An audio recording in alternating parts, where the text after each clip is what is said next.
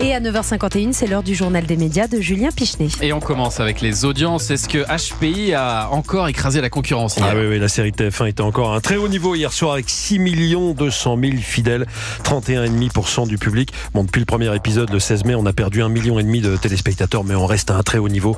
TF1 avait 3 500 000 téléspectateurs d'avance sur France 2 et Cassandre qui arrive en deuxième position. Du côté des JT de 20h, ça ne bouge pas. 4,9 millions pour TF1 et Gilles Boulot qui recevait l'ancien président François Hollande hier soir et 3,8 millions pour France 2 et Anne-Sophie Lapix. Europe 1, le journal des médias.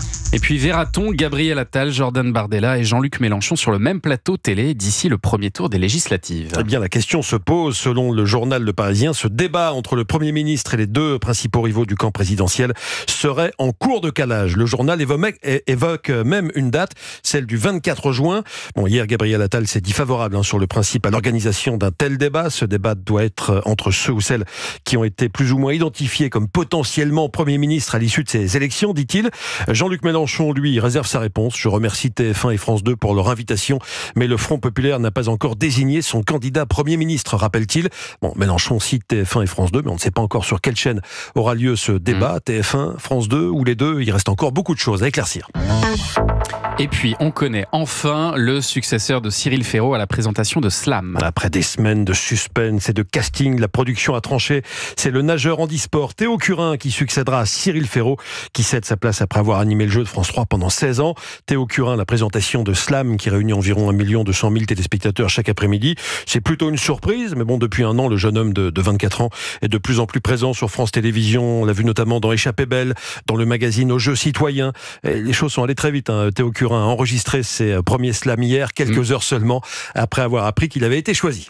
Et puis la nouvelle saison du Bachelor commencera peut-être un petit peu plus tard que prévu. Il faudra encore attendre avant de voir le beau Landry se faire séduire par ses prétendantes. Le Golden Bachelor devait débuter le jeudi 27 juin sur M6, mais en raison de l'actualité, qui sera très chargée évidemment fin juin, M6 a choisi de reporter le coup d'envoi du programme. Ce soir-là, il y aura sur M6 une soirée consacrée aux législatives. Alors quand commencera exactement le Bachelor ? Ce ne sera pas non plus la semaine suivante, parce qu'M6 a prévu de diffuser cette fois un inédit de Cauchemar en cuisine le 4 juillet. On verra si M6 choisit de lancer l'émission mi-juillet alors que l'Euro ne sera pas fini, ou si la chaîne attend la rentrée pour lancer sa version senior du Bachelor qui avait cartonné aux États-Unis il y a quelques mois. C'est vrai que c'est pas mal pour l'été ce genre de programme.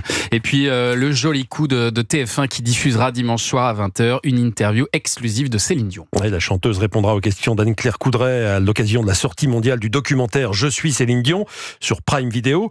Au cours de cet entretien qui a déjà été enregistré à Las Vegas, Céline Dion évoquera sa maladie, nous indique TF1 dans un communiqué. Elle évoquera aussi sa détermination à remonter sur scène malgré ses soucis de santé. On imagine aussi qu'Anne-Claire Coudray lui demandera si elle chantera lors de la cérémonie d'ouverture des Jeux Olympiques le vendredi 26 juillet. C'est ce que dit pour l'instant la rumeur. On sera peut-être fixé dimanche soir.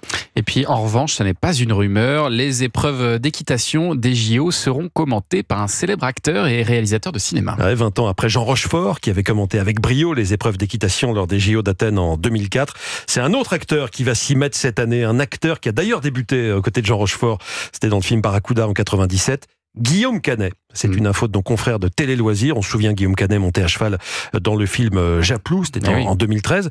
Les épreuves d'équitation auront lieu cet été au château de Versailles. Eh bien, à Versailles, l'acteur-réalisateur partagera le micro avec le journaliste Jean-Baptiste Marteau et la cavalière Virginie Coupry-Eiffel.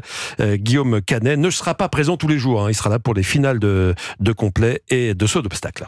Et puis on revient à l'Euro 2024 qui commence donc aujourd'hui et ce sera donc sur TF1 mais aussi sur M6. Les deux chaînes vont se partager les plus grosses affiches. Le match d'ouverture, on l'a dit, Allemagne-Écosse, ce sera ce soir sur TF1. Demain, il faudra se brancher sur M6 pour suivre le deuxième match Italie-Albanie.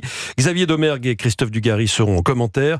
Le match sera suivi du mag 100% Euro, présenté par Smaïl Bouabdella, bien connu des abonnés de Prime Video. Pour Culture Média, Alexandre Omar lui a demandé quel serait le menu de son émission. Il y aura bien sûr du football, mais pas que. Alors on aura Laurie Savama qui sera avec nous, la journaliste spécialiste de foot.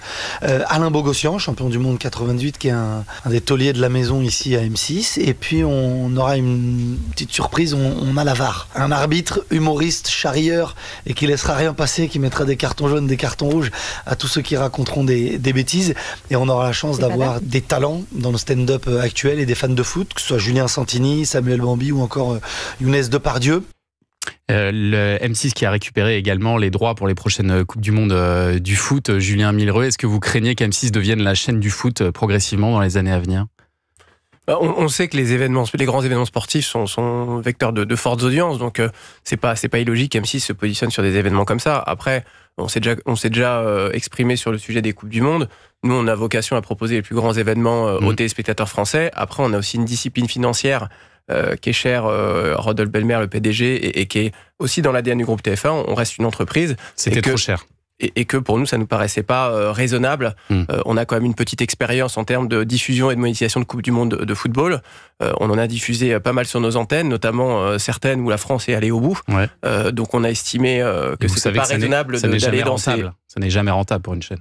C'est rentable en termes d'image, mais non, pas... mais après, quelle est l'échelle de rentabilité aussi ? C'est-à-dire que nous, on a estimé qu'aller dans les tarifs qu'on estime, c'était pas raisonnable du tout. Donc on a une discipline financière, on s'y tient, et il y a plein d'autres événements. On a l'équipe de France jusqu'à 2028 en exclusivité, on a l'Euro 2028 aussi, les 25 plus belles affiches en exclusivité. On a plein d'autres événements, Euro féminin de football l'année prochaine, Coupe du Monde féminine de rugby. On est content de notre line-up. Et puis ce soir, ce sera donc Allemagne-Écosse, le coup d'envoi de cet Euro 2024. Ce sera sur TF1, sur Europe 1 également, Anissa. Oui, tous les matchs de l'équipe de France sont à vivre en direct et en intégralité sur Europe 1. Donc lundi soir, France-Autriche, 21h. Cyril Delamorinerie, Jacques Vendroux, toute l'équipe. Un petit pronostic, Rio Mavouba, France-Autriche. France-Autriche 2-1. 2-1 pour la France. Pour la France, bien sûr, évidemment. Bien sûr.